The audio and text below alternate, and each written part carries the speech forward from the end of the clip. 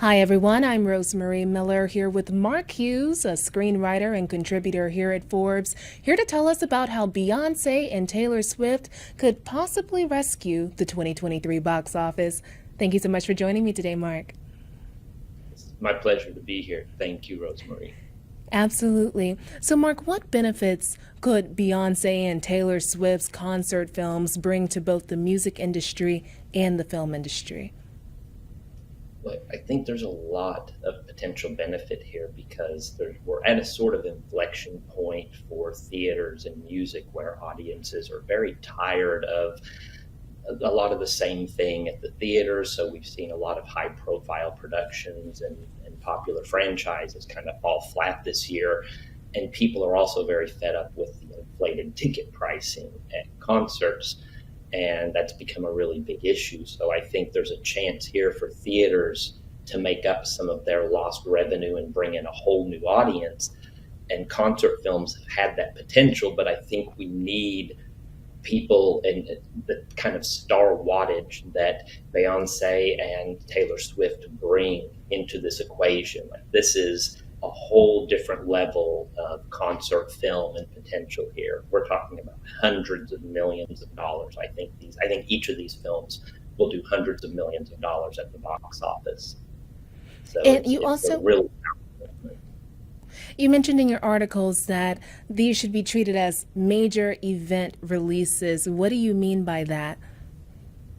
Well, I think premium theaters like Dolby Cinemas and IMAXs offer the sort of higher quality and immersive experience that if you're in a crowd in those type of settings, and if it's, for example, 3D, then you can provide a concert feeling that really gets at that same energy level and that lets these stars put on. I mean, it's the kind of shows, for example, with the great stage production and this mass movement around the world. It transcends just their music. So I think people are bringing a lot of themselves and this whole moment in history into the equation, honestly. And I think that makes for a very different experience at theaters.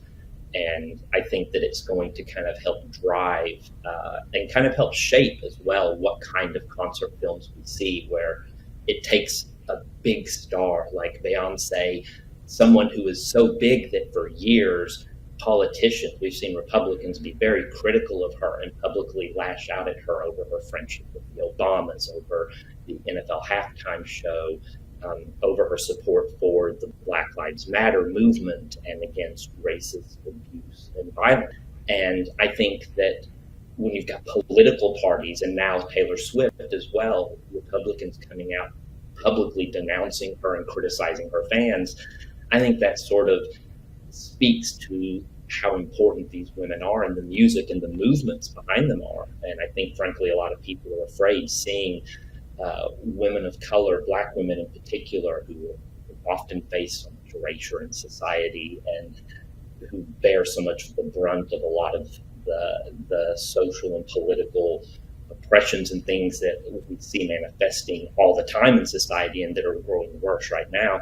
I think there's an inflection point here politically, and that's these films are speaking in a whole different way. So when Beyonce or Taylor Swift are on screen, you have a lot of young women, young adult women, and older women who all relate to so much of what's happening in terms of the way they're being spoken about, in terms of the backlash against them, in terms of the positive messages they're projecting and saying, we have power, we can change the world together. And I think a lot of women are saying, yes, okay, and have been for a long time. I don't mean to, I know I'm very aware I'm a middle-aged white man sitting here talking about all of this as if it's some new thing, but I'm just saying in the context of these films at this moment, concert films as this big box office power, but also as a cultural moment. And these two women who recognize that, I think are seizing that and are using this in a really positive way that's just everyone's going to benefit from it, except for the people who constantly talk trash about them and who tend to be wrong. Well, Mark, I'm curious because you're talking about how they can be major influences politically, and as you know, we have an election coming up soon. Could there be any implications on that?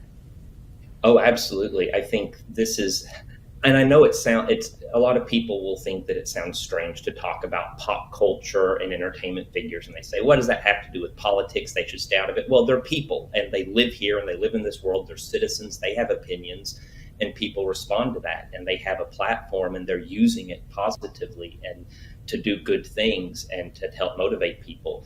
So I think that it's going to have a big impact, especially because the more impact it has, the more people that lash out at them are going to lash out more, which is it's going to feed that.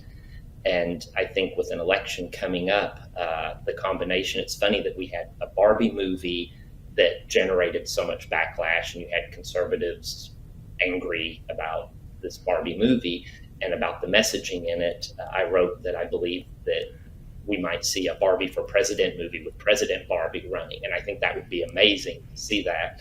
And I think that feeds into what we're talking about now, that there's a lot of movement and social shifting. And I know there was a backlash against women's rights in general and against equality for the Black community and for people of color.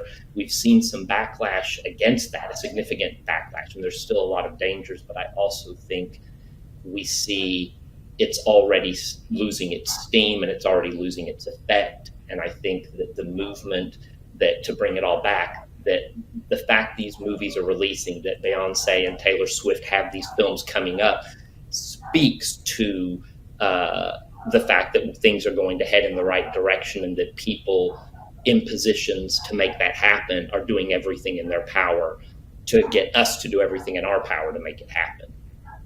Well, I'm curious, Mark, how have concert films performed in the past? Have they had social implications, or was it just a film, a concert film, where people just went out to enjoy Yeah, it and nothing came of it? it kind of depends. We've seen some, as far as box office, Justin Bieber topped 70 million with his concert film not too long ago. And we've seen One Direction and Miley Cyrus and some others do, really big business. But we haven't seen that aside from the Michael Jackson documentary and concert film. This Is It. It did over 200 million. But in terms of a concert film that's taking a popular concert and saying you can have that experience in theaters, they haven't really done at the level that I think we're going to see Beyonce and Taylor Swift perform at. It's like superhero movies, honestly. They're the superheroes of concert films. They can do what Spider-Man did. Superhero movies for a while, there were occasional. Superman and Batman had some big ones, but then for a long time it kind of languished, and then here came It took Spider-Man to reignite that, and it's silly sounding, but it's a useful comparison cinematically that you need the heavy hitter, someone that can galvanize, just pull everyone together and create this phenomenon that is sustainable. And I think that's what Beyonce and Taylor Swift have in their advantage. And the concert films, I believe, even though we've only seen occasional examples of it, they do have the potential to have a powerful political and social voice. The Woodstock film, U2's Rattle and Hum came amid a whole lot of political activism within the musicians at that time. The 80s was real big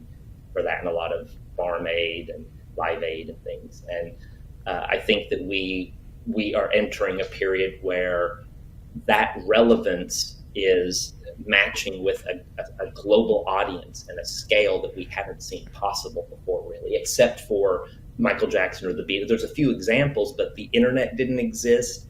These theaters didn't exist. So I think just a lot of factors are coming together now that are going to really help drive these films. Well, they are such heavy hitters that I can imagine there may be problems that movie theaters may not foresee. Like, can you think of any issues, challenges that could happen at a movie theater because you have all of these super fans in this one tiny area? Yes, I think there's the opportunity that it provides also provides a lot of challenges. Exactly, because you're going to have now we know this is true, but then you can also think of huge fan events when the films like the Harry Potter movies release, and you've got just thousands of people camping out on the street days before the film's release. They're in costumes. That kind of thing happens. And I think with these films, I think the danger would be selling when screenings sell out. You might even encounter a spillover from what happens in concerts, where people buy a bunch of tickets and then scalp them at movie theaters. I mean, it's possible that could come up. And I think that would be a big problem. The bigger problems, I think, come with the distribution, which right now, for example, with Taylor Swift's deal, they were, and I believe Beyonce, there were some similar things involved as far as coming to terms with studios, being able to negotiate and get a good deal, and ultimately just deciding we're going to go to the theaters and make deals because they're the venue. We're just going to bring our stuff right to them instead of looking for someone as a go-between. And a lot of other theaters and studios are really going, wait a minute about that. So I think the biggest potential danger is simply that studios start threatening, saying, hey, if you're going to run the newest, Taylor Swift movie that's releasing that weekend, then we're not going to put our movie in your theaters, or but at the end of the day, it's all posturing. The studios are going to put their movies where they have to put them to reach an audience to make money. And if that means they have to accept that there's a whole new genre coming and that Beyonce and Taylor Swift are going to be the blockbuster tentpole movies of the year sometimes, then so be it. Well, Mark, finally, how do you foresee the future of concert films evolving? I think that if studios and theaters are smart, they will reach out to the artists that they have in their various collections and companies that they own, where they own these libraries.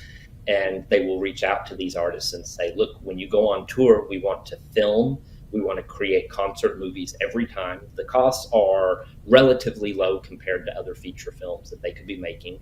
You put the money into turning these, but you've got to be sure initially that you're using stars who are big enough to drive this, but eventually you'll be able to do it for all manner of music. There's going to be an audience there. If it's there, it's there. And I think we might see live performances where, imagine, for example, if Beyonce did a performance on a small stage for an audience of 100 people somewhere, a very exclusive setting, and then that was broadcast live, and you could go to Dolby theaters or IMAX theaters, experience it in 3D live with a crowd.